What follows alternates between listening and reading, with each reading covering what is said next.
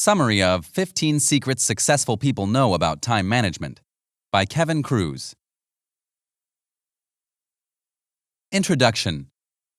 What if you had the time to do everything? How can you schedule your day so that you have that extra hour to work out, cook a healthy dinner, or spend time with your family? Well, after interviewing 7 billionaires, 13 Olympic athletes, 29 straight-A students, and 234 entrepreneurs, Kevin Kruse has discovered the 15 secrets of highly successful people. Find out how successful people organize their calendar, why to-do lists are counterproductive, how to cure procrastination, how to run 5 to 10-minute meetings, how to reduce stress and leave work by 5 p.m. without feeling guilty. Through these 15 secrets, you can learn how to increase your productivity and stop feeling stressed and overwhelmed. Chapter 1. Time Management Skills. Do you ever wish that you had more time in your day? Perhaps you wish you had that extra hour or so to get in a good workout, cook that healthy dinner, or clean up the house. Or perhaps you find yourself wondering how successful people have the time to get it all done. How CEOs have the time to run a company and work on their own projects. Or how that mommy blogger has the time to raise her kids, schedule date nights, and keep the house immaculate. Well, Kevin Kruse lets you in on a secret for how he's accomplished it all.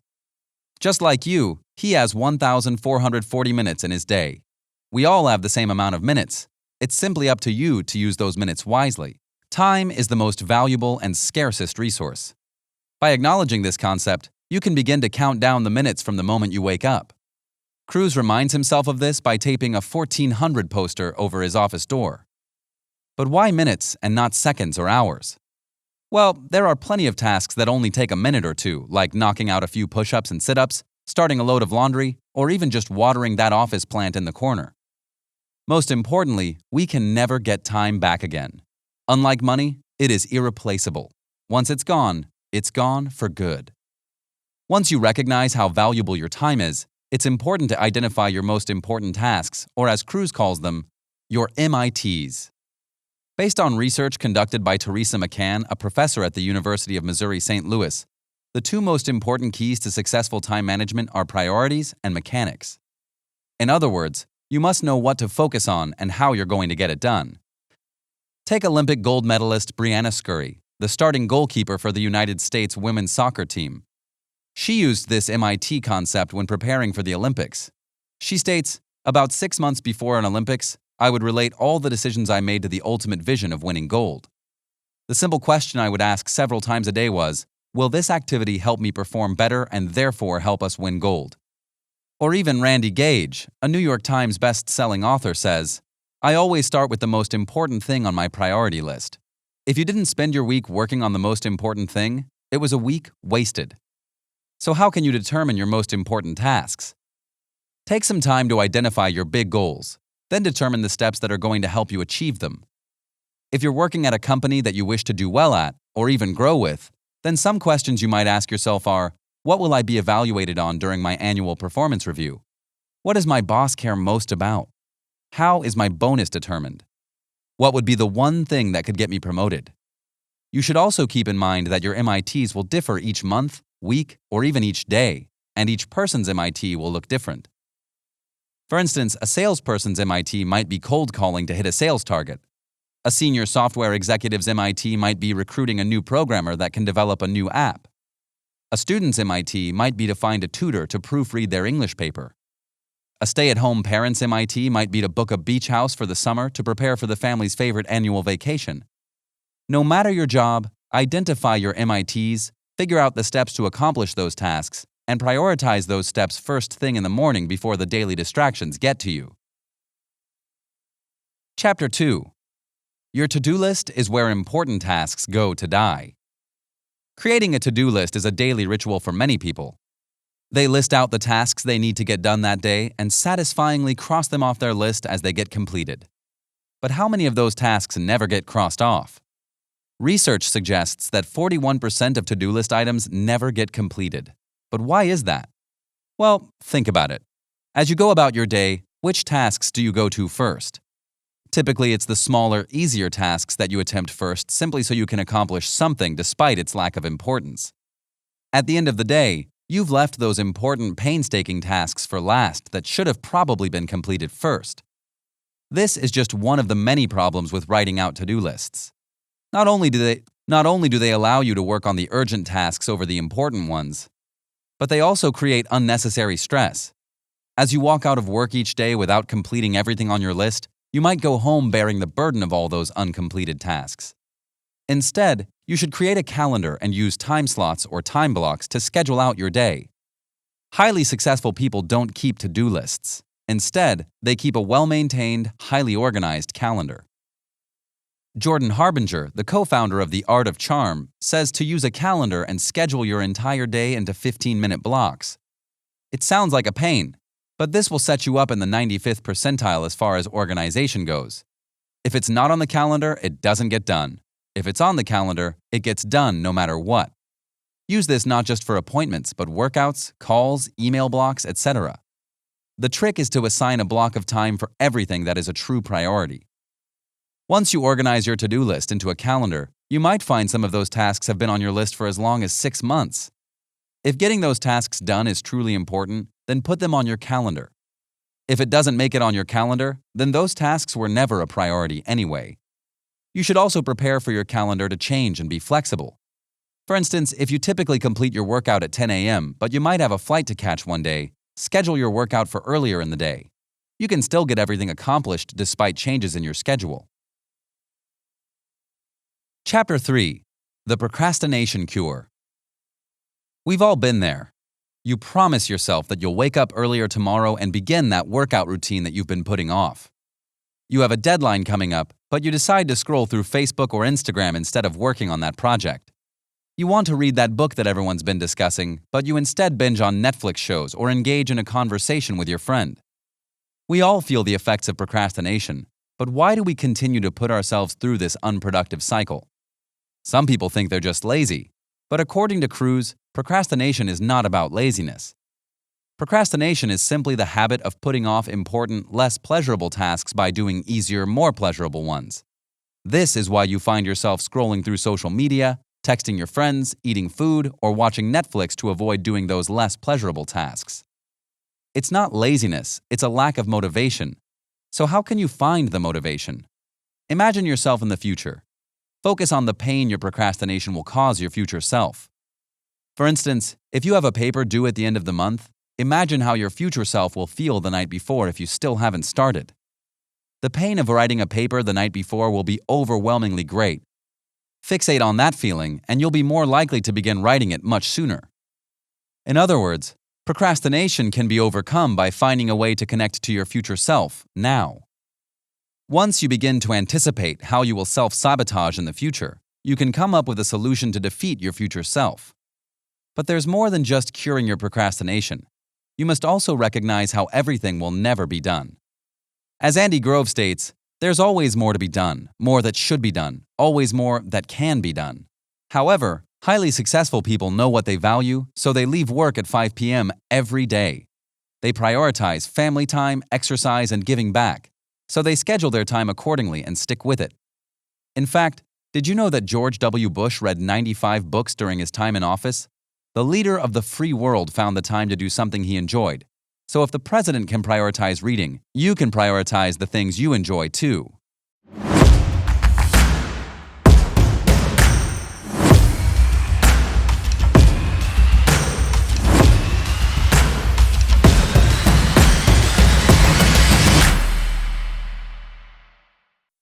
Chapter 4. Keep a notebook and implement the 3-2-1-0 system. Where are you when you have some of your best ideas? Are you sitting at your desk or in a position to immediately bring your idea to life? Or are you more likely to be walking down the street, sitting on a plane, or completing a workout? For most of us, it's the latter. This is why Kruse takes a page from Richard Branson's book and advises that you should always have a notebook handy. Not only will you be more likely to remember your idea, but writing them down also solidifies them in your mind. Richard Branson admits that he wouldn't have been able to build Virgin without a notebook, so he takes one wherever he goes. In fact, he takes his notebook-keeping abilities so seriously that he once had to use his passport on a plane to write down an idea he was brewing. But Branson isn't the only person who swears by notebook keeping. Many other greats like Thomas Edison, George Lucas, and John Rockefeller all had notebooks where they kept all their great ideas. The danger of not writing down your idea could mean losing it forever, and when wanting a successful life, that risk is simply too great a loss.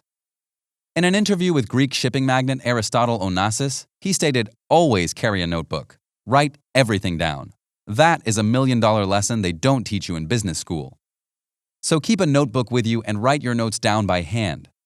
Taking notes by hand is much more effective than taking notes on a laptop, tablet, or smartphone. Psychologists Pam Mueller and Daniel Oppenheimer conducted 3 separate experiments with 327 undergraduates. In one study, students watched a TED Talk, took notes, and were tested on it 30 minutes later. In the end, laptop note-takers and written note-takers scored evenly on factual questions. However, those that wrote their notes scored significantly better on conceptual questions. The 7th secret to success is through using the 3-2-1-0 system when dealing with your emails.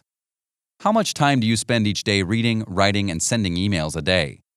Well, according to a survey completed by the McKinsey Global Institute, workers spend an average of 2.5 hours a day working on emails. This equates to 33% of a 40-hour work week. Even worse, we're constantly connected to our emails through laptops, tablets, and smartphones, which can ding at any time of day whether you're working out at the gym or eating dinner with your family. Luckily, Kruse has mastered the secret of saving time by implementing the 3-2-1-0 system. Schedule only 3 times a day, morning, noon, and night, to process through your email. Set the timer to 21 minutes and try to get your inbox to 0 in that time. Make it a game. While 21 minutes certainly won't get your email to 0 for most people, setting the timer will keep you focused and ensure that your responses are direct and short. You'll also be less tempted to click on those enticing links that will distract you from the task at hand. Other tips include unsubscribing from newsletters that threaten to distract you at all hours of the day, turning your email notifications off, and keeping your emails short. Really short.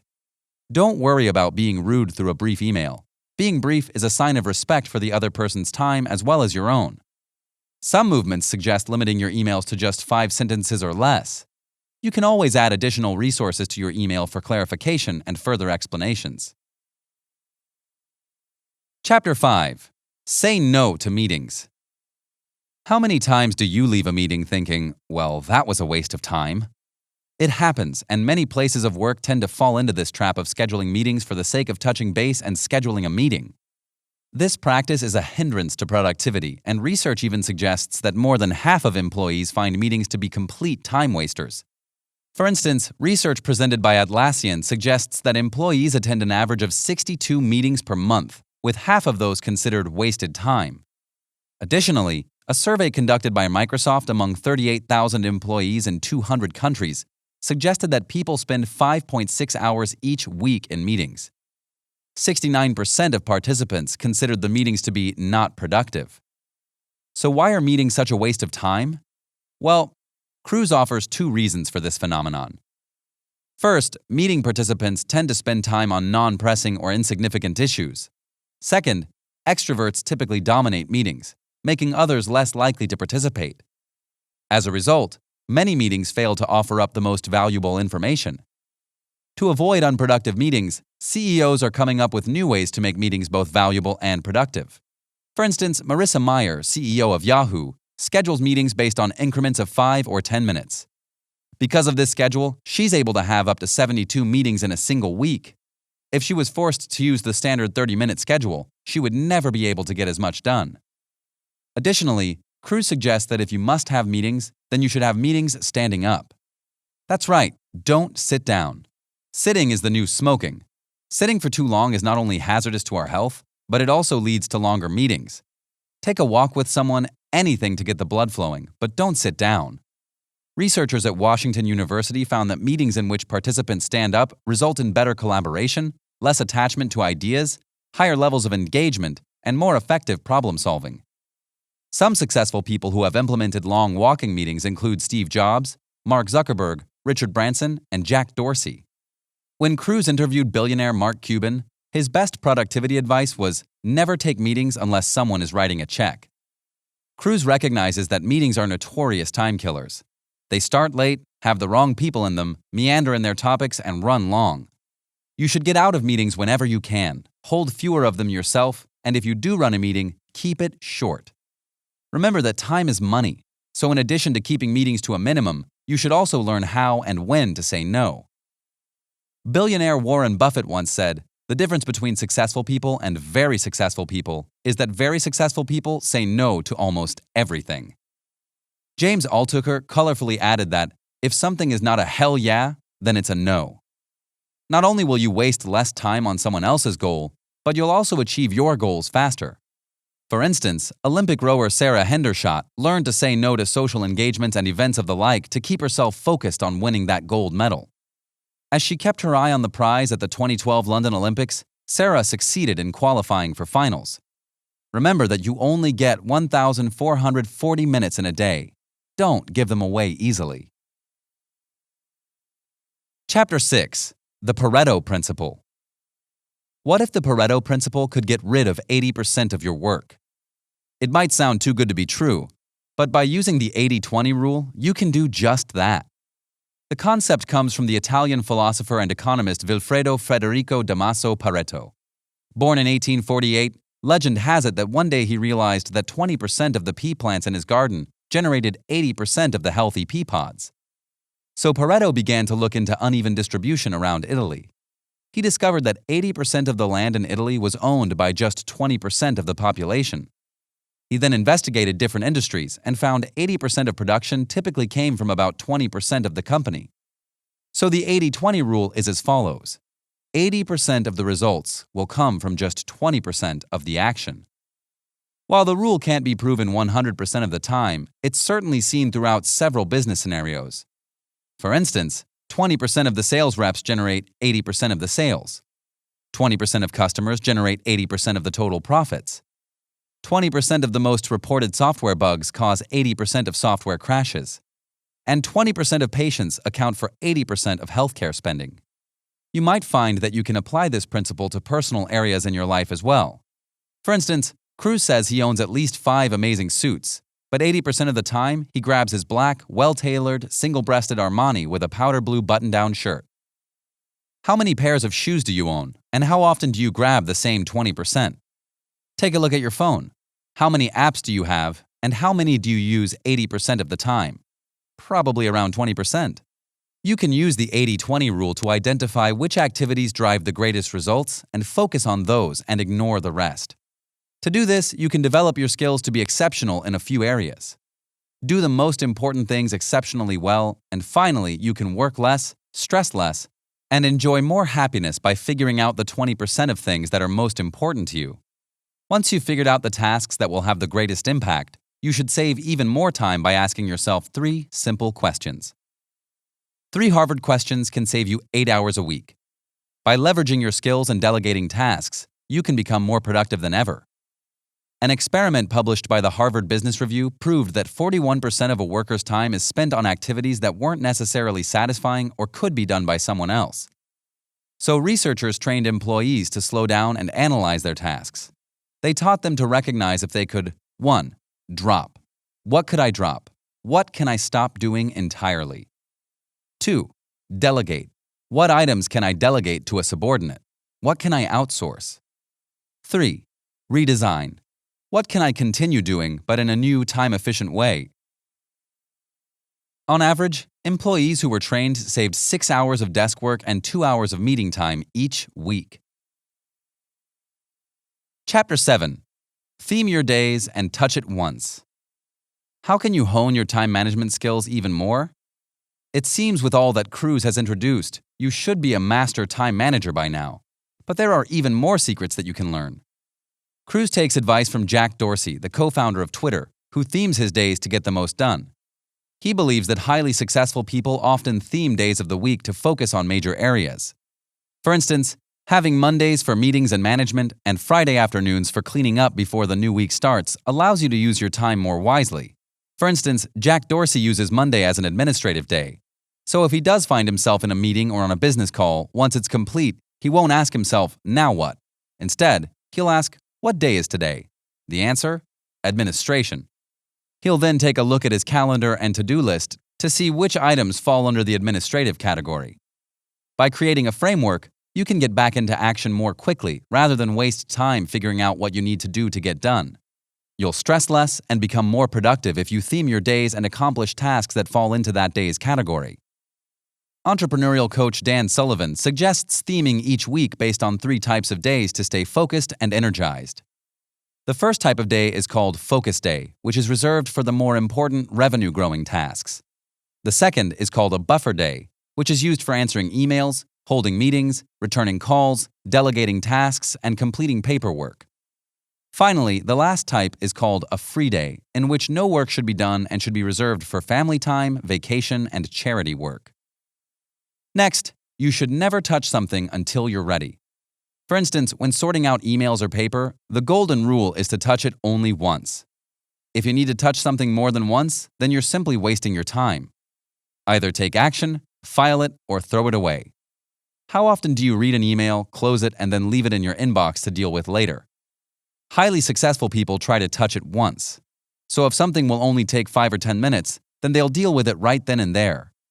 Not only does this reduce stress, but it's also more efficient since you won't have to reread or evaluate the item again in the future. For example, Kruse's sister Debbie recently emailed him, but instead of writing her back, he called her to see if they could talk right away. By immediately taking action, Kruse didn't waste time rereading her email, and he didn't forget to contact her by leaving her email in the depths of his inbox. You can apply this touch-it-once rule to more than just your professional life. It becomes great for boosting productivity in your personal life as well. Chapter 8. Stay healthy and boost your energy. The secret to being your most productive, however, isn't simply learning the time management skills that Kruse has delicately laid out for you. One of the biggest keys to productivity and success is staying healthy. In fact, when conducting interviews for this book, Kruse was surprised at how many billionaires and successful people were eager to share their morning routines with him. Hal Elrod, the author of The Miracle Morning, shared that while most people focus on doing more to achieve more, the miracle morning is about focusing on becoming more so that you can start doing less to achieve more. The majority of people Kruse interviewed shared this sentiment and began their mornings by nurturing their bodies by drinking water in the morning, eating a healthy breakfast, and completing a light exercise. They also nurtured their mind with meditation or prayer, inspirational reading, and journaling. Waking up early and getting a kickstart in your day by drinking water, doing exercise, or reciting incantations can become an essential part of your success. By dedicating the first hour of your day to a morning routine, you can enhance your mind, body, and soul. Starting your day with a workout is the best way to get your blood flowing and put you in a stronger mindset. For example, New York Times best-selling author Dan Miller starts each day with a 30-minute meditation followed by a 45-minute workout while he listens to audio programs. During this me time, he avoids checking his phone or the news and only devotes himself to positive and inspirational experiences. Another best-selling author and podcast host, Sean Stevenson, begins his day with an inner bath, in which he simply drinks 30 ounces of water to jumpstart his metabolism and flush out waste. Starting your day with drinking water can increase your energy levels, which is critical for success and leads us to our final secret for successful people. By increasing your energy, you can increase your attention, decision-making, focus, and productivity. Francesco Cirillo created the Pomodoro technique to do just that: reduce distractions, boost productivity, and increase your energy levels. The technique suggests setting a timer for 25 minutes. Devote your full attention to that single task for 25 minutes and then take a 5-minute break before repeating the cycle. Author Monica Lionel used this technique and found that she recharged during her breaks and maintained steady energy throughout her day. Through the Pomodoro and other techniques, Lionel was able to boost productivity. She went from writing 600 words an hour to 3,500. The final key to keeping your energy levels up is by eating healthy and participating in physical activity. Kruse simply states that successful people view food as fuel, sleep as recovery, and work as fun. Final summary. Through much time and research, Kevin Kruse details the 15 secrets of successful people after interviewing hundreds of millionaires, billionaires, and Olympic athletes. By viewing time as their most valuable asset, highly successful people have changed the way they schedule their days to ensure they are completing the most important tasks first and wasting zero time. They've learned how to cure procrastination, say no to tasks that don't benefit them, change their structure of time-wasting meetings, and used various techniques to boost their productivity. By using the 15 secrets of highly successful people, you can unlock the power of success and become the most productive person you know. Remember, you only have 1,440 minutes a day, so use them wisely. This has been a summary of 15 secrets successful people know about time management by Kevin Kruse.